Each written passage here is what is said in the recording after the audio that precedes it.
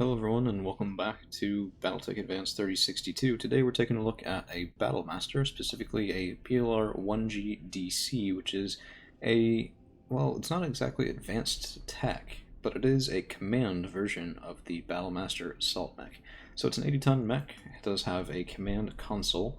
The stock combat role is supposedly as a command mech, heavy brawler, and close assault, which I don't think it has the guns or armor right now to support. 140 on each torso location is not bad, 130 on each leg is pretty light, and 200 on the CT could be better for a sort of heavy brawler type role. This is something that will get it killed very easily should it take fire from more than 3 or 4 mechs on a given turn. So additionally, if we take a look at the loadout, we have a PPC, which the default ones are never my favorite thing. We have 2 MGs on here because reasons, I guess. Quad medium laser, not terrible to be honest. Medium lasers have their uses and are good for a reason. And SRM 6. Part of the problem with this build though is that as an assault mech, well, we're only moving at 4.7, which, yeah, that's a lot better than the 3.5 that you'll see on most 100-tonners, but 4.7 is still pretty slow, especially for Battletech Advanced 3062, where you can easily get mechs up to moving at, say, 6.10 if you really want to. I've had mechs that move at 14 on the sprint, which admittedly those were specifically meant for it, but, you know, this is not exactly fast. It's not glacial, but, you know, that's what it is right now. So we're going to start off just by ripping off the MGs, ripping off the PPC. Actually, you know what?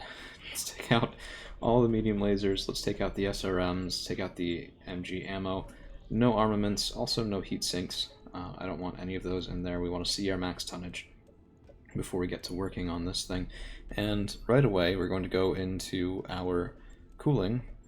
This is campaign, by the way. This is not one of the other Mech Bay episodes that I did that were meant for sort of getting started or for complete optimization. I'm only dealing with what I have in the campaign. I'm going to put on a Clan XL engine, which is a wonderful improvement, if I do say so myself. We have a double heatsink kit that we can use. Oh, there's still a standard heatsink. Alright, double kit. There we go. And, you know, during the last mission, we found, and I was able to salvage 2 piercing Gauss rifles. These things weigh the same as a standard Gauss rifle, but trade 50 armor damage for 25 structure damage, which is, frankly, quite a lot. So we're going to go in there and put on one of those 2 for right now. If we have the tonnage, we can do a second. My concern is this thing is 15 tons. And while I could put another one on, actually, you know what? Let's go ahead and max armor and I can prove my point.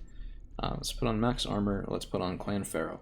We have 17.75 tons. If I was to go in and put in the other piercing Gauss rifle, well, there's a couple problems. The first problem is that there's actually not enough space for it.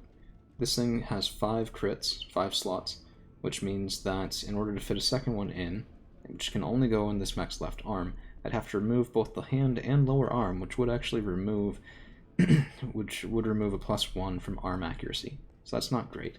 And if I do that, now I'm down to 2.75 tons remaining. I'd have to stack on at least 1 more ton of ammunition to get us to, actually that would be pretty good, 24, it could be, what, 12 rounds of firing with these, which actually that's not bad, it's pretty decent.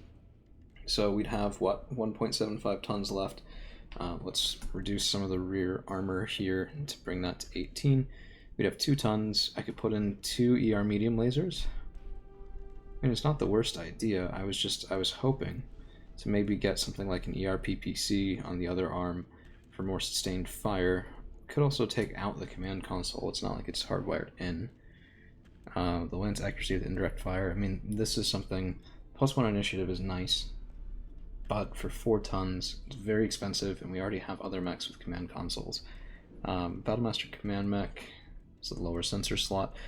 That's a bit of an issue because I was hoping to, although I don't actually have one, I was hoping to put in a fire control system for ballistics.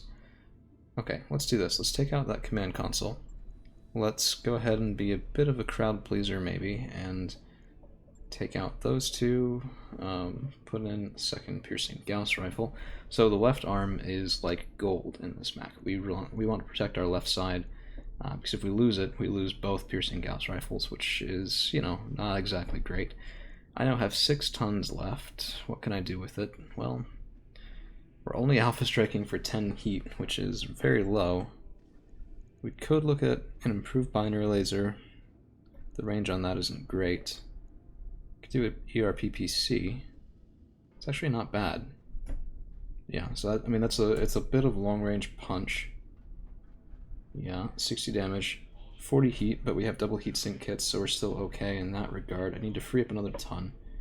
So let's see if we can remove a bit of armor. Not too much armor, but just a bit. Oh, I don't like taking from the CT, but 245 is respectable. If I had a compact gyro, maybe. Well, no, let's increase, not decrease for... You know, I think this will do, actually. I think that's okay. And it'll be nice to see these piercing Gauss rifles in action. It'll take us 12 days to bring this mech online, not to mention most of my nest egg. So I do hope that it is worth it. If not, it is cheaper. The most expensive thing is the XL engine, so if you take that off, for example, 800,000 for the rework. So most of the cost is coming from the XL. And this is, Battlemasters are nice. If we don't like the piercing Gauss rifle design, I can always do something else. Oh, I needed an additional ton of Gauss ammo, didn't I? Yep, okay.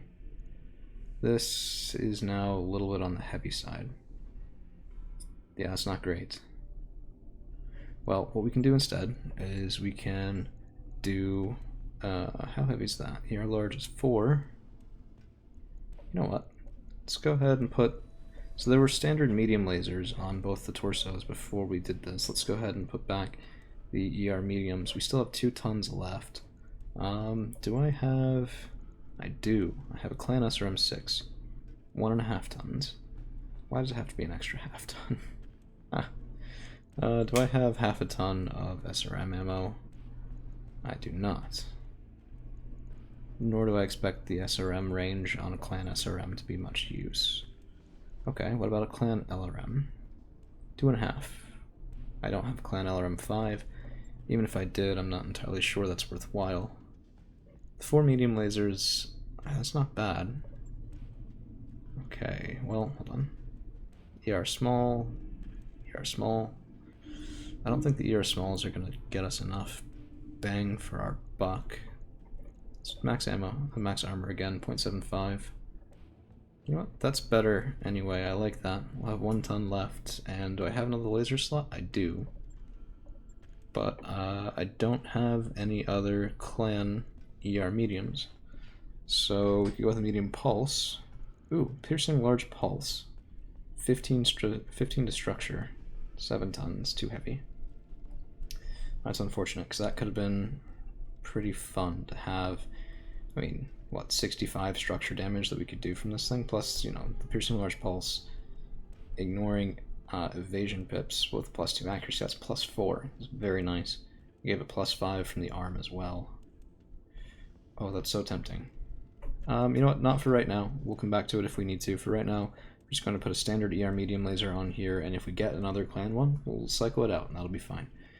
Pretty good firepower, at least compared to the stock. Then that's not including the 25 to structure on each of these piercing Gausses.